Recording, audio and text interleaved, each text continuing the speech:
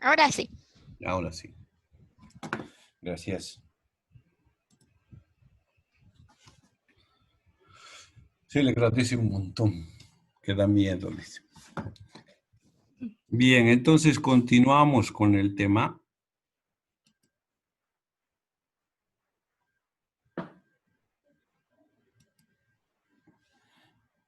¿Dónde estábamos acá?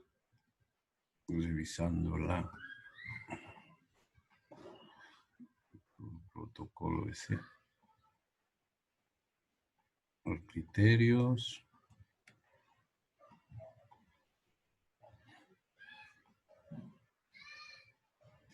Acá. Bueno, estábamos viendo los pasos que se da para el ingreso de este tipo de pacientes, ¿no? Estábamos en el tema de la exploración invasiva, la que se refiere a exploración de uso de endoscopía, laparoscopía y todas esas cuestiones que son también medios de auxilio para el diagnóstico.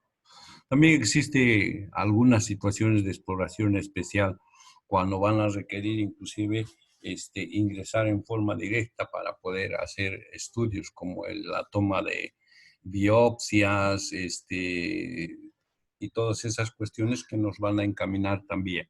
Y también el tema de la evaluación del estado general del paciente. Imagínense a una persona que está tosiendo, tiene fiebre de causa desconocida, antecedentes de que su padre ha sido o está afectado por tuberculosis y él esté en una situación donde indique que ha tenido una pérdida de peso.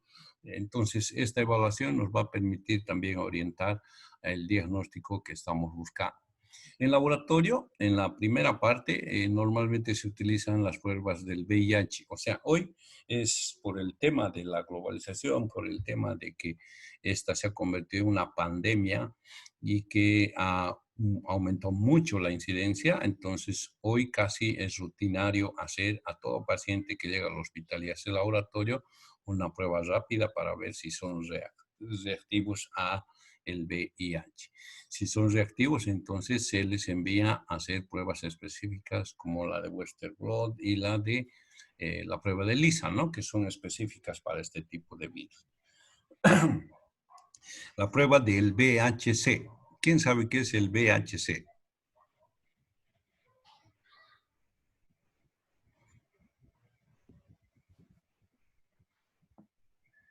¿Alguien sabe? Entonces, ¿qué es el EGO? Examen general de orina. ¿Y el VHC? Sí. Bioquímica hemática. Biometría Ay, no sé. Biometría hemática completa, ¿no? Examen Ah, general de orina. Ese es uno de los problemas que tenemos los médicos que nos hemos formado en la escuela antigua, porque hoy en la mayoría de los casos en laboratorio solo utilizan abreviaciones y nos cuesta, digamos, manejar, porque nosotros siempre hemos manejado con todo completo, ¿no? Biometría hemática completa o estudio laboratorio sanguíneo completo o detallar, ¿no? Examen químico y química sanguínea y todas esas cosas. Pero hoy he visto también en los estudios que me he hecho hacer, solamente utilizan este tipo de abreviaciones. Entonces, ustedes si ya se están formando con eso, no va a significar problema para cuando estén desarrollando sus actividades. También la presencia de sangre oculta en heces. ¿Alguna vez les han referido en microbiología cómo se puede identificar la presencia de sangre por ejemplo, en heces, en un hospital de primer nivel donde no hay un laboratorio? Con agua agua oxigenada. oxigenada. Agua oxigenada. Eso era o es todavía parte del diagnóstico clínico que se hace. La prueba de guayaco. Eso, ¿no? Entonces, no se identifica la presencia de sangre en las heces. Todavía se practica, pero en el primer nivel y en provincia. Porque después acá en los hospitales de primer nivel, hospitales de segundo nivel y tercero, lo hacen directamente en laboratorio, ¿no? Entonces, era una posibilidad de poder conseguir un diagnóstico a través de eso. Muy sencillo, usar agua oxigenada y aplicar y teníamos el resultado.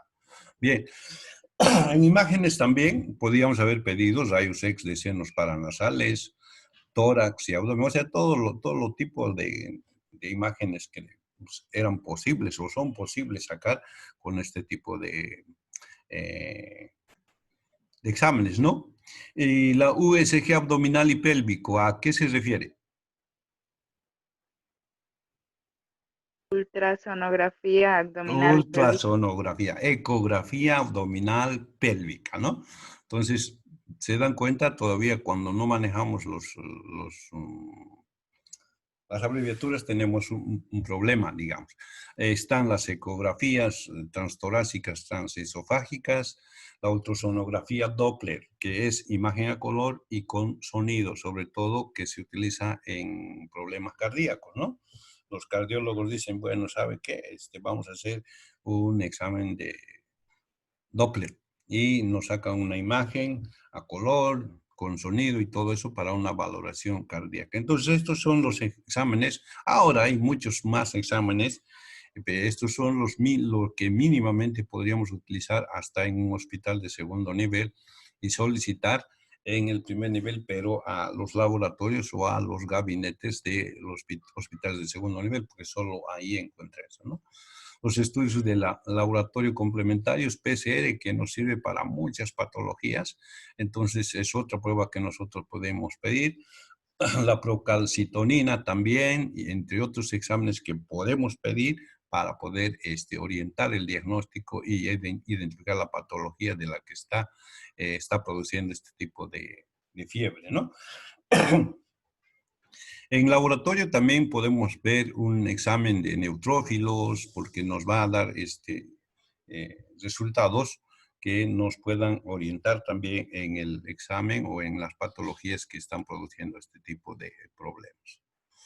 En tuberculosis pulmonar y extrapulmonar son de gran apoyo la toma del hemocultivo, tinciones y el PCR. Sobre todo en el tema de tinciones vamos a utilizar, ¿qué tinción utilizamos para ver si es, qué tipo de bacteria? ¿Qué tinción utilizamos para ver el bacil o de Koch, diré? Me estoy amoldando aquí. ¿Qué se llama? Nielsen. Ciel-Nielsen, ¿no? Esa es una tinción especial para bacilos ácido alcohol resistentes que nos puede permitir evidenciar la presencia de estos bacilos que están produciendo una patología. Esta se utiliza también para los bacilos de Hansen, los productores de la lepra, ¿no? Entonces es otro laboratorio, otra tinción de laboratorio que podemos pedir. Y el cultivo, en casos crónicos, donde el diagnóstico ha sido difícil. Por ejemplo, hay casos en los cuales existe un proceso de tuberculosis encapsulada, se llama, ¿no? En las áreas donde ha habido cavernas existe una calcificación con un núcleo de bacilos que han sido encapsulados que van a producir mientras se encuentren y en un momento donde hay una baja defensa se va a reactivar el cuadro. Entonces, para este tipo de casos o cuadros donde no existe, en pacientes no bacilíferos, por la poca cantidad o por la presencia de estos bacilos en otros lugares que no sean los pulmones o extrapulmonar, vamos a tener generalmente problemas en el diagnóstico. No va a ser posible observar el bacilo, por lo tanto, vamos a tener que recurrir a cultivos, en este caso, de los órganos que estamos pensando que puedan estar afectados por este problema. Las micosis también siempre han sido un problema de difícil diagnóstico, difícil curación, y sobre todo si es a nivel pulmonar. Estas van a requerir cultivos prolongados de hasta 2, 3 meses para identificar como causa de origen de la patología, ¿no? Entonces hay algunas micosis pulmonares que son tan crónicas y la gente o los médicos que están tratando se piensa que es un problema de tuberculosis y examen tras examen negativo y negativo y negativo, y nosotros estamos entregando tratamiento. Entonces, muchas veces cuando a alguien se le ocurre, dice, ¿por qué no hacemos observar si hay hongos? Realmente hay cuadros que sí existen eso. Yo tuve un amigo que tenía ese problema y tardó como 7 años, 7 años en realidad en querer resolver, hasta que después de un estudio que se le hizo en el Instituto del Tórax en La Paz, recién identificaron y ahí hicieron el tratamiento. Entonces, en este tipo de patologías también. En gabinete estamos hablando de imagenología, o también los temas de la biopsia a través de la endoscopía, toma de muestras, la broncoscopía, que ya ahora no se hace, ¿no? Porque es una prueba bastante, ¿cómo se dice?, agresiva. Provoca mucho molestia y además provoca muchos efectos secundarios debido a que se utiliza un contraste para introducir en los bronquios y cuesta la eliminación, o que el paciente elimine, le cuesta bastante. Entonces ya se ha dejado de utilizar esto y se utiliza generalmente imagenología directa en radiografía o en radioscopía, que ha reemplazado a este tipo. Biopsias hepáticas en el caso de que haya lesiones hepáticas o a nivel del vaso, las biopsias también que se realizan en cualquier toma de muestra, como la paratomía, la paroscopía, que son muestras o son pruebas que se realizan. La fluoroscopía es otro instrumento que también ayuda al diagnóstico, sobre todo porque nos va a ver la variación que existe en la consistencia de cada uno de los órganos. En la fluoroscopía vamos a ver, vamos a identificar un cambio de consistencia de un órgano. Por ejemplo, en pulmones vamos a ver el parénquima normal de un color y los nódulos de calcificación, que no son nada más que cicatrices de cavernas antiguas, las vamos a ver de otro color. Entonces, todos estos exámenes que estamos viendo son exámenes que se hacen en laboratorio y que nos sirven para identificar este tipo de... ¿Cuál es la opción que tenemos para hacer tratamiento en este tipo de patologías? Primero, hay que hacer etiología, identificar la causa probable de la patología. Y si no, aproximarnos a la causa probable para poder realizar tratamientos también, así como el diagnóstico, viendo y calculando la sintomatología que se tiene, ¿no? Entonces, acá lo que tenemos que tener cuidado es que si hacemos este tipo de tratamiento, es velar siempre porque los efectos secundarios que pueda tener el tratamiento no sean más graves que la enfermedad, ¿no? A ver, acuérdense, cuando nosotros hablábamos de enfermedades infecciosas y decíamos, había una persona que llegaba a un hospital con un cuadro bastante avanzado y pensábamos en una septicemia. Entonces el médico inmediatamente llegaba, se enteraba el antecedente que había una sepsis, y en forma sin probar con antibioterapia ni nada de eso, indicaba utilizar un antibiótico de amplio espectro, en algunos casos un cóctel, o sea, una mezcla de dos antibióticos antes de realizar los estudios que van a definir el cuadro que tenía. Pensando en que la sepsis, para no avanzar con la cantidad de antibiótico que se colocaba de inicio, podía parar, disminuir o limitar el avance de la patología, ¿no? Entonces, también en estos casos se hace lo mismo. Y el tema de la sospecha de tuberculosis, que, bueno, ahora ya es muy fácil el diagnóstico por los medios que tenemos. Laboratorio es muy fácil hacer un laboratorio, por ejemplo, una prueba continua de 3 días, que se llama laboratorio baciloscopía seriada, ¿no? Antes era muy difícil porque el laboratorio el laboratorio central era aquí en Santa Cruz, las pruebas tenían que mandarse hasta Santa Cruz, la respuesta tenía que volver a los hospitales de donde habían enviado, y si era seriada, el paciente no podía venir 2 veces o enviar al hospital 3 veces, entonces era un problema. Hoy creo que todos los hospitales tienen un laboratorio básico donde se puede hacer una baciloscopía, y generalmente seriada. La primera muestra en el momento de la consulta, la segunda en el momento en que se retiraba a su casa, si vivía lejos, la tercera al día siguiente cuando venía a recoger la respuesta, pero antes de recibir la respuesta dejaba la muestra y volvía a la respuesta un poco más tarde. Entonces ya es mucho más fácil, ¿no? este tipo de cosas. Antes era muy difícil. Y el tratamiento sintomático, en este caso, ellos vienen principalmente por algún problema que les provocaba, no siempre la fiebre, sino un dolor. En este caso, nosotros tenemos que comprender que los pacientes que llegan al hospital, por lo menos ahora, es porque sienten principalmente dolor, ¿no? Si no hay dolor o si el dolor se podía aguantar, ellos no venían hasta que esta no le aplique y le provoque un dolor que no podía aguantar. Entonces, recién en ese tipo de situaciones, el paciente se hace presente en consulta. El uso del paracetamol, el acetaminofén, así se llama, 500 miligramos cada 4 a 6 horas, es el fármaco de elección. Hoy se está utilizando también paralelo a esto o también como alternativa el ibuprofeno, ¿no? Que aparte tiene una acción antiinflamatoria, pero que cuando se toma en muchas cantidades provoca problemas también a nivel digestivo. En el caso de fiebres resistentes, antes se utilizaba el naproxeno, 500 miligramos cada 12 horas vía oral, que solía ser eficaz. Hoy ya no se utiliza más, se utilizaba como analgésico y también era un antiséptico, ¿no? Actualmente se utiliza otro fármaco en vez del paracetamol, en Brasil sobre todo. A ver, los que están en Brasil, ¿cuál es ese medicamento de preferencia para calmar el dolor y como antifebril?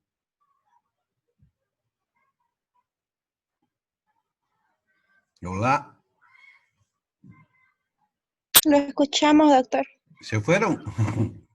No, ¿Cuál es la alternativa entonces para usar como antifebril en vez del paracetamol?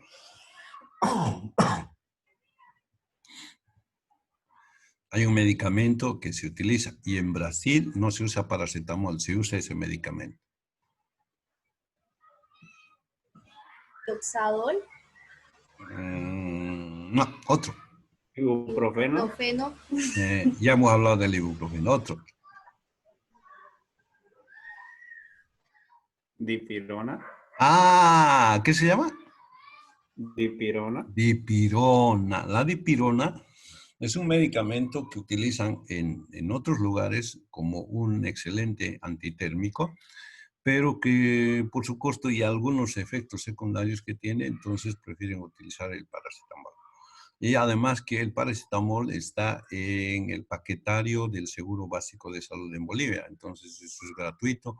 Y el médico normalmente cuando hace su receta piensa en que el paciente va a tener dificultad en comprar, entonces le entrega porque es gratuito. Pero la dipirona es un medicamento alternativo de muy buenos resultados. Generalmente se utiliza en forma intramuscular. Y como les digo, es un medicamento alternativo. Por lo menos por la información que tengo de sus colegas que vienen de Brasil, de sus compañeros y todos, nos indican que sí, la dipirona es un medicamento que utilizan como antitérmico en casi todos los casos, ¿no? El paracetamol, por sus cuestiones de efecto secundario, daño a la mucosa digestiva, entonces está como más bien con medicamento alternativo, al revés de Bolivia, ¿no? ¿Hasta aquí alguna pregunta?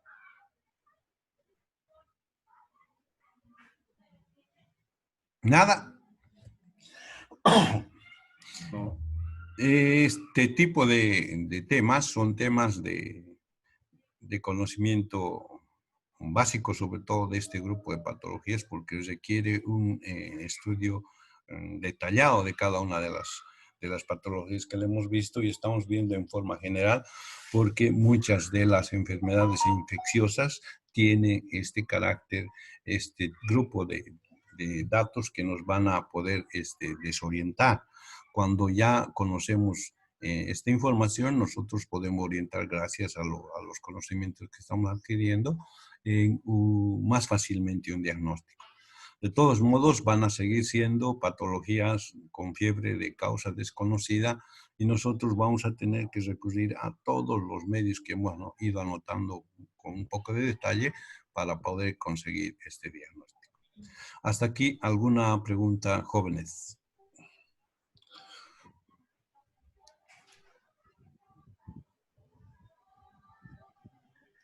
¿No hay preguntas? No, doctor, todo claro. Bien, entonces, ¿qué día nos toca la próxima clase? La próxima semana, ¿no? Lunes. Ah, el lunes. Muy bien. Entonces, nos vemos el lunes. Para el lunes voy a preparar algunas preguntitas que me ha dicho que hagamos, aunque no tiene evaluación. Han debido recibir un mensaje de don David que él dice no vamos a aceptar ningún tipo de evaluación en este periodo de cuarentena. Pero sí les voy a pedir que hagan alguna lectura para poder hacer algunas preguntas y respuestas, porque en plataforma tenemos un área que se llama foro. Y en este foro tenemos que levantar preguntas que hagan ustedes y contestar, o preguntas entre ustedes, o preguntas entre ustedes y yo, para poder llenar este espacio de la plataforma, ¿ya? Las diapositivas las he subido a plataforma, esta lo voy a pasar a su grupo, creo que la anterior ya lo pasé también, ¿no? El grupo no. Ya, entonces al grupo voy a pasar los 3 temas que ya hemos avanzado, más el inicial, de modo que tengan ya todos este material y lo puedan repasar cuando sea necesario. ¿De acuerdo? Ya, doctor, gracias. ¿Alguna pregunta antes de que nos vayamos?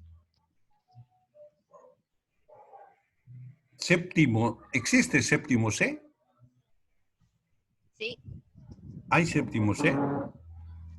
sí, ahí. Parece. Porque me pidieron que haga este curso con ellos, pero me dieron horario y todo eso, pero no subieron en plataforma nada. Yo pensé que no había, porque no conozco. ¿Quiénes están en infecciones séptimo C? Creo que no conozco a ninguno. Bueno, como sea que sea. Entonces, jóvenes, cuídense. Nos vemos el día lunes. ¿De acuerdo? Ya, doctor, hasta luego. Bueno, cuídense, Hasta jóvenes. luego, doctor. Chao, chao. Nos Hasta vemos. luego. Hasta luego. Hasta luego.